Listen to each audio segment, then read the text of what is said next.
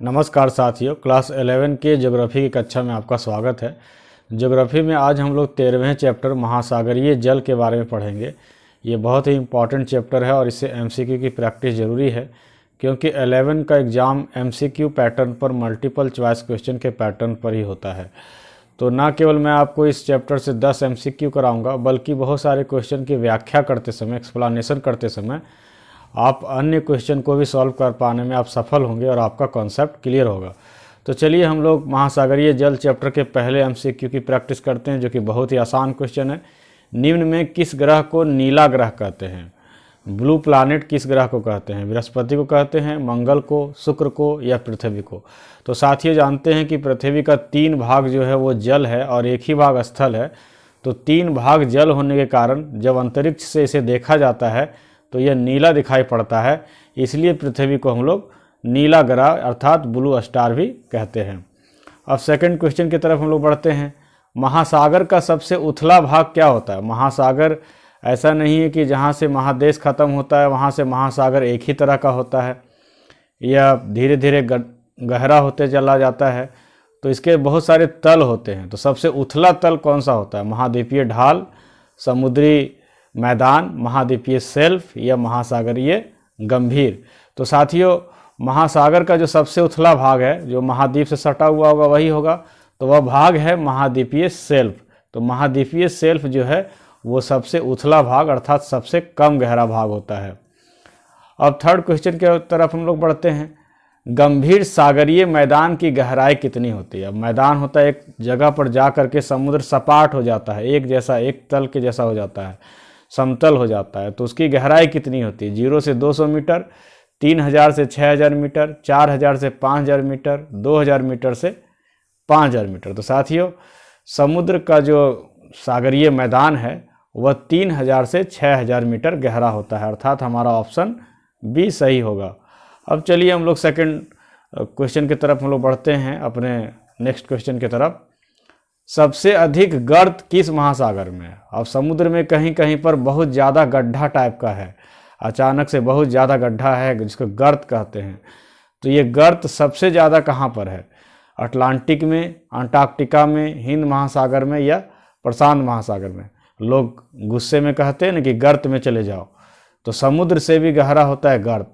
तो सबसे अधिक गर्त किस महासागर में? अटलांटिक में, अंटार्कटिका में, हिंद महासागर में या प्रशांत महासागर में?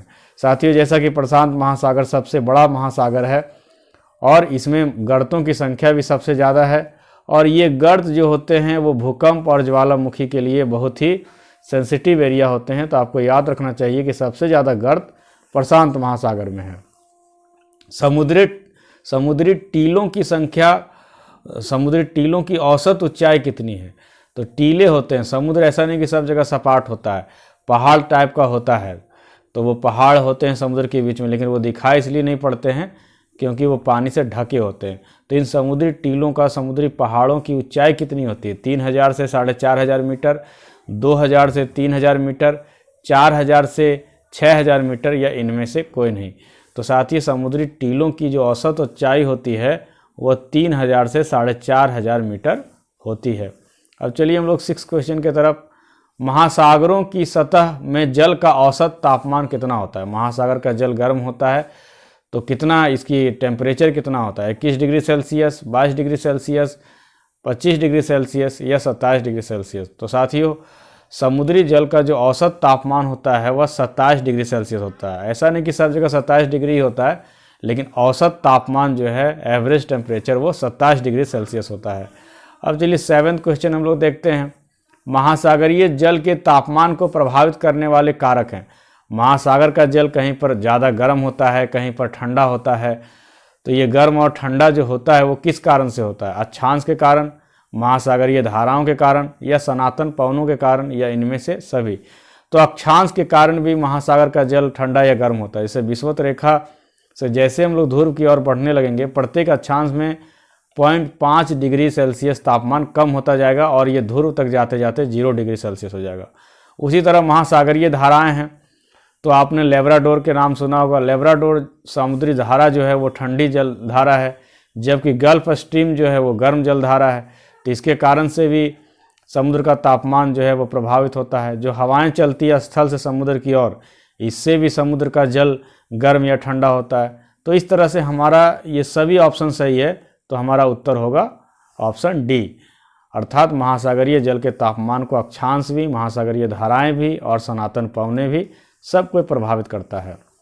अब देखिए, खारे जल की लवणता को सीमांकित करने की उच्चतम सीमा कितनी है।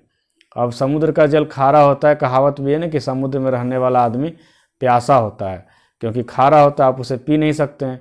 तो खारेपन का जो निर्धारण होता है वो कितना प्रतिशत से होता है, 22.7%, 24.7%, 26.5% या 27.4%। तो साथियों 24.7% जो है वो आपका सही उत्तर होगा। अब हम लोग सेकंड लास्ट क्वेश्चन की तरफ हम लोग बढ़ते हैं। हिंद महासागर की औसत लवणता कितनी है। भारत के दक्षिण में हिंद महासागर है, तो इसकी औसत लवणता कितनी है, 35%, 40%, 32% या 25%।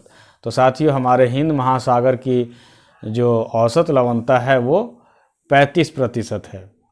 इसी हिंद महासागर, सोचिए भारत हिंदुस्तान के नाम से हिंद महासागर का नाम पड़ा, ये कितने गर्व की बात है।